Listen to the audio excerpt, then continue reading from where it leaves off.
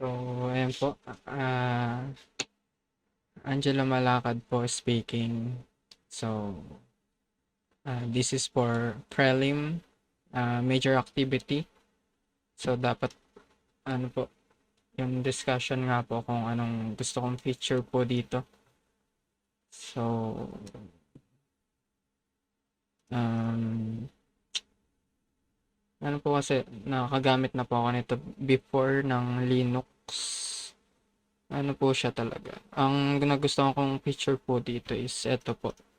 Yung pagka-click po nitong parang show application dito sa lower left, organize na po yung mga application niya pag kinlik po natin.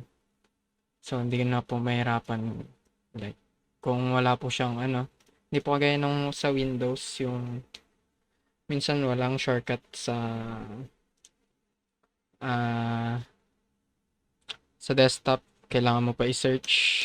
Ito, pagka-click mo, kita mo lahat ng application. Parang cellphone lang. Tapos, yun po, nagamit ko na nga po to before. Ah, ito po yung parang command prompt niya dito. Parang mas, for me po, mas okay po siya gamitin. Lalo na pag mga, ang tawag dito. Ang nagamit ko po kasi to before sa pag, ano po, bypass po ng iCloud ng iPhone. Ito po yung ginamit ko. Para po siyang ano rin eh, sa, yung sa Mac, yung sa Apple, yung OS po na to parang ano, same lang din halos sa Mac, yung feature niya.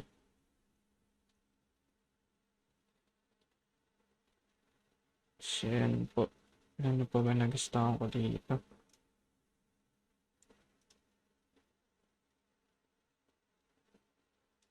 Ito mga wallpaper. Sa Windows kasi, ano eh, parang mas maganda yung mga wallpaper niya sa ano, yung mga built-in na. Ito, ang ganda nito. Stig. May palitan. May picture ba?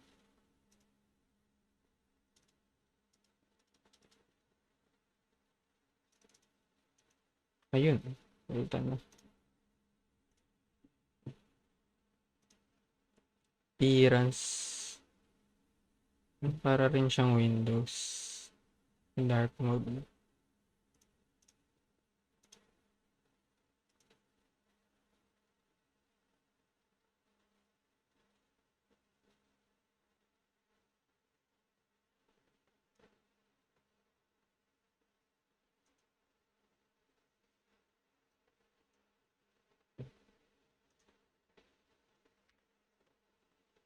Yun, yung ano, hindi siya masyado komplikado. Kagaya ng Windows. Sa Windows kasi marami masyadong pasikot-sikot. So like, ano lang. Parang hindi mo na kailangan kalikutin masyado. Hindi komplikado. Ayos nila, may laro. Ito,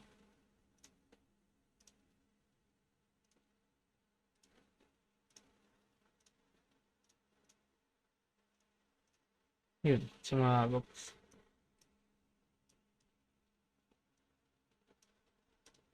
Ayos din. Ayan po, itong ano lang, yung picture na to. Yung sa parang mga application, organize. Ang ganda lang tingnan. Kasi alphabetical siya. Ano ba? A, C, L,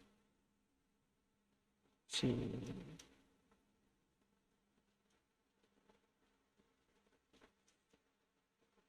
E.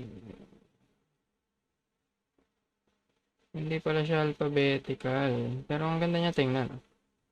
Yan, kita mo na lahat ng application na naka-install sa kanya.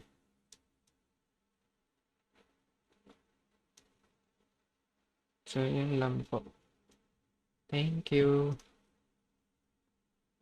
Once again, si Angelo Malakad po to, yung nagsasalita. Thank you po.